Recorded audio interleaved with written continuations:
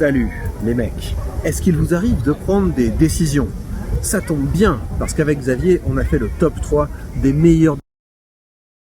Moi, la première grosse décision que j'ai dû prendre, c'est quelles études je vais faire. Donc moi, je suis allé en fac d'économie, pas pour faire, je rappelle un petit peu, je crois que j'avais déjà expliqué, mais c'était que je voulais faire le concours de Saint-Cyr pour être officier dans l'armée, etc. Donc je suis allé en fac d'économie, je suis tombé amoureux de l'économie, tombé amoureux de la finance, et la décision que j'ai dû prendre à un moment, donc j'étais en licence d'économie, je devais passer le concours de Saint-Cyr, et j'ai dû choisir, est-ce que je fais ce pourquoi je m'étais préparé depuis 3 ans, ou est-ce que je reste dans ce que j'ai découvert comme étant une nouvelle passion, donc l'économie, la finance, et j'ai décidé de rester dans l'économie, la finance, et j'ai gardé ce petit rêve un jour de porter un bel uniforme et de défiler sur les Champs-Élysées. Et je pense que c'était une bonne décision. Et en fait, après, j'ai eu toute une carrière, j'ai fait du trading, j'étais en banque privée en Suisse, etc. Mais j'ai eu la chance, en fait, d'avoir une passion qui fait partie des bons métiers, j'ai envie de dire, en tout cas des métiers qui rapportent, enfin pas bons au sens de bon pour la planète ou pour l'humanité, mais en tout cas bon pour faire une belle carrière. Et je pense que le choix de passion, quand c'est pas un choix déraisonnable du style je suis passionné par le mime ou les fleurs séchées, tu vois, je pense que ça peut vraiment faire du bien. Et si je prends mon cas, cette passion, pour être honnête, je l'ai perdue assez vite. Dès que j'ai été un peu, tu vois, défloré de ce qu'était la réalité de la finance, du trading, etc. Après, c'est devenu un job comme un autre. Mais ces compétences-là, elles m'ont toujours resservi. Et tu vois, même quand j'ai décidé de quitter tout ça pour faire autre chose, bah maintenant, je me retrouve à faire du contenu basé là-dessus. Donc, les études, et notamment qu'il y ait un minimum de passion dedans, d'accroche, un truc qui fait qu'on va aller plus loin, qu'on va peut-être aller au-delà de la moyenne, et peut-être même qu'on va aller dans les 10% du domaine pour aller fouiller un petit peu plus. C'est ce qui a fait une grosse différence pour moi, et je l'ai jamais regretté. Et c'est comme ça aussi, les 3 décisions que meilleures décisions de ma vie, c'est des décisions que j'ai jamais regrettées. Il n'y a pas un moment où je me suis dit, j'aurais dû faire d'autres études. Et pourtant, c'était l'université dans le trading, dans la finance, c'est mal vu. Il faut faire des grandes écoles de commerce ou grandes écoles d'ingénieurs et tout. J'ai toujours eu ce côté où j'avais quelque chose d'un peu différent. Donc voilà, une décision que j'ai jamais regrettée, faire ces études de finance dans lesquelles je m'étais lancé par pur hasard, parce qu'il y avait une voie de Saint-Cyr qu'il fallait faire avec un doc d'économie. Ah, c'est marrant parce que j'ai l'impression moi d'avoir complètement subi mes études, tu vois, dans le sens où j'ai l'impression que les premières décisions vraiment stratégiques que j'ai prises, c'est tard. Les études, je les ai passées comme ça où je savais même pas ce que je voulais faire, tu sais, j'ai avancé, j'ai fait mon bac, après j'ai fait prépa lettres. Après j'ai fait licence d'histoire parce que c'est ce qu'allait directement vers ça, et c'est vraiment en fin d'année de licence où je me suis dit mais en fait, ça va nulle part ce truc, et où j'ai commencé à réfléchir pour mon master, quoi, à me dire il faut peut-être que je commence à trouver quelque chose qui ressemble un petit peu à un métier, mais même en master, j'avais aucune idée de métier. Il y a que prof quasiment que tu peux faire avec ce type d'études. Non, quand tu t'es dirigé, tu avais comme un moment dans la tête où je vais être devant des élèves et je vais donner des cours, non ? Mais c'est bizarre parce que c'était très abstrait, parce que j'avais aussi l'image de l'essayiste, tu vois, ou du journaliste, des trucs comme ça. Ah oui, c'était des choses comme ça qui m'intéressaient. Donc après, j'ai un petit peu rattrapé ça parce que le côté passion pour partager des idées, passion pour l'écriture, etc. Mais non, j'avais pas de plan. J'ai l'impression d'avoir commencé à faire des plans hyper tard. Donc c'est marrant que tu aies eu toi, tu t'es dit, voilà, il y a ces différentes carrières possibles. Cette carrière me permet d'intégrer l'école qui me fait rêver, donc je vais aller vers ça. Exactement. Non, mais moi, c'est juste avant le bac. En fait, c'est là où j'ai beaucoup réfléchi à quoi faire. Donc, à 17 ans, on va dire. Et c'est là où, j'achetais, je faisais partie de ceux qui achetaient les bouquins de l'étudiant avec les différentes carrières. J'ai acheté des livres sur les carrières dans l'armée, à droite à gauche. J'ai toujours été, l'aspect carrière me titillait beaucoup, quoi, à cet âge-là, quoi. J'étais pas trop dans les rêves, etc. Et j'étais aussi un peu inquiet, je pense. Je pense qu'il faut, pour se lancer comme toi dans ce genre de, côté littéraire, etc. Faut pas être stressé par la vie, faut pas être stressé par l'aspect financier, l'aspect carrière et tout. Et moi, j'aurais pas pu, quoi, clairement. Alors moi, je vais nous rapprocher du thème du podcast, parce que pour moi, dans le top 3 de mes meilleures décisions, c'était de commencer à investir. Et ça, c'est un truc, j'ai eu de la chance en fait d'être connecté avec ça, parce que c'était pas du tout quelque chose qui était dans mon milieu, Personne était connecté avec la finance dans mon milieu, dans mes amis ou quoi que ce soit. Je pense qu'il faut que j'aille, peut-être 3e cercle. Il y a peut-être des gens qui ont des actions quelque part et c'est fou. C'était vraiment très loin. Et en fait, ce que commencer à investir m'a apporté, c'est directement lié au contexte dans lequel j'ai commencé à investir, parce que j'ai commencé à investir pendant le Covid. Mmh.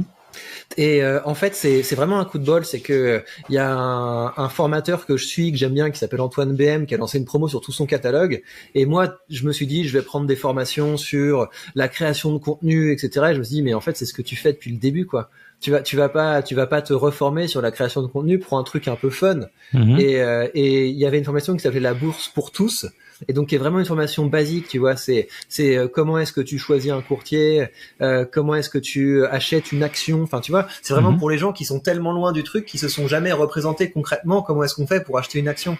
Et je me suis dit, bah vas-y, tu fais un truc qui est un peu original, au moins ce sera un truc qui est différent. T'essaies ça. Et ce qui est bien, si tu veux, dans les formations d'Antoine, c'est le côté pratique. Donc c'est pas une formation théorique, c'est maintenant tu vas sur le site, tu ouvres ton courtier, tu commences à investir. Et donc j'ai commencé à faire ça, mais il a fallu qu'on me mette le pied à l'étrier, et c'était vraiment un coup de bol, quoi. S'il y avait une autre formation pratique sur je sais pas moi comment ranger son appartement, enfin j'aurais pu pas partir sur quelque chose de complètement différent.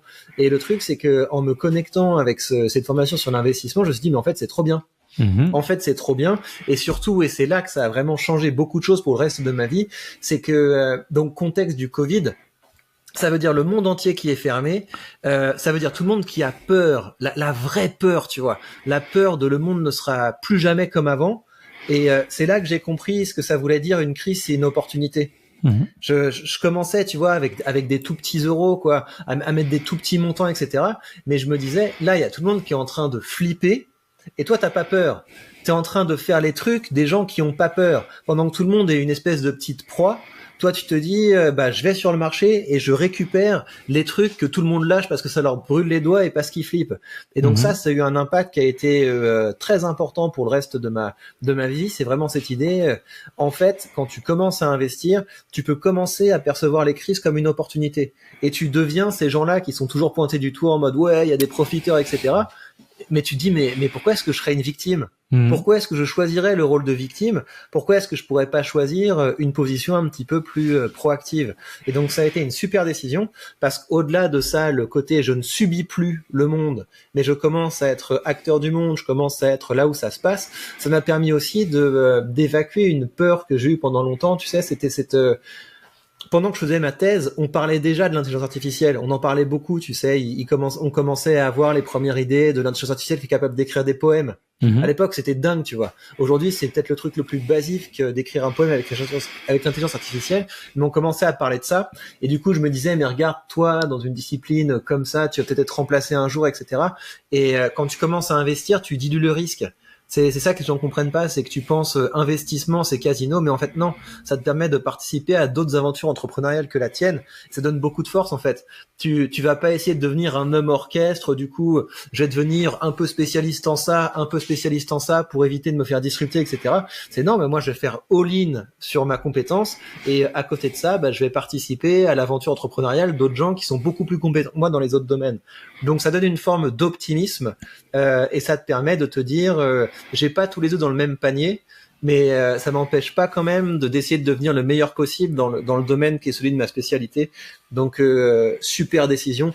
Et puis je dirais que peut-être pour finir là-dessus, en fait quand tu commences à investir, tu rentres dans un cercle de gens qui vont mieux. C'est bête, hein, mais les gens qui suivent le contenu finance et les gens qui prennent en main leurs finances personnelles, c'est des gens qui ont un petit peu de plus de prise sur leur existence, c'est des gens qui sont un petit peu plus optimistes et en fait ça fait beaucoup de bien. Donc de rentrer dans un monde comme ça, tu te dis ouais en fait ça peut aller quoi. En fait ça peut aller, on peut se donner les moyens de réussir et donc c'était une super décision. Mais voilà, je pense que j'ai pas à te convaincre de ça. Mais ce qui est drôle, c'est que toi tu avais déjà investi dans l'immobilier auparavant et pourtant comme c'est une approche complètement différente, surtout si c'est pour ta résidence principale, c'est la première fois que tu te sentais investir dans autre chose que voilà ton chez toi en fait. Ah, et je dirais même que c'est en investissant en bourse que j'ai compris que l'investissement immobilier, c'était un investissement. Tu vois, pour moi, c'était juste un truc classique. Bah voilà, t'as besoin d'une maison, t'empruntes, t'achètes et tu vas pas au-delà de ça. Tu réalises même pas qu'en fait, c'était ce que tu disais, c'est en gros le rembourser un emprunt, c'est de l'épargne forcée. Donc en fait, t'es pas juste en train de donner de l'argent, comme ça, t'es en train de mettre de l'argent pour augmenter ta part dans quelque chose. Tu comprends que ce que t'as, c'est un actif. Donc ça veut dire que c'est quelque chose dont le capital peut s'apprécier ou diminuer. C'est quelque chose qui a une valeur locative. Enfin, tu commences à réfléchir comme un investisseur, et pas seulement là-dedans, en fait, dans ton temps, parce que des notions comme coût d'opportunité, c'est un truc, après tu peux l'appliquer dans tous les domaines. C'est est-ce que je vais m'embêter à essayer de réparer ce truc, ou est-ce que je vais payer quelqu'un pour le faire parce que je considère que mon temps vaut plus cher. Et puis un autre truc qui change dans ta vie, c'est quand tu réalises qu'il y a un endroit dans le monde qui peut te rapporter du 8-10% par an. Ça change un petit peu la réflexion sur l'efficacité que tu peux avoir dans d'autres domaines. Et bien sûr, l'idée, c'est de ne pas rester qu'à un stade théorique. Et vous savez que si vous voulez commencer à investir, vous avez sous cette vidéo le lien vers le courtier que j'utilise. Et en suivant ce lien, vous bénéficiez de 100 € de frais de courtage remboursés. Ce qui veut dire que vous pourrez ouvrir vos premières positions de façon tout à fait indolore. Et si vous voulez aller encore plus loin, vous le savez, ça se passe sur la page Patreon. Prenez bien soin de vous et à très vite, les mecs.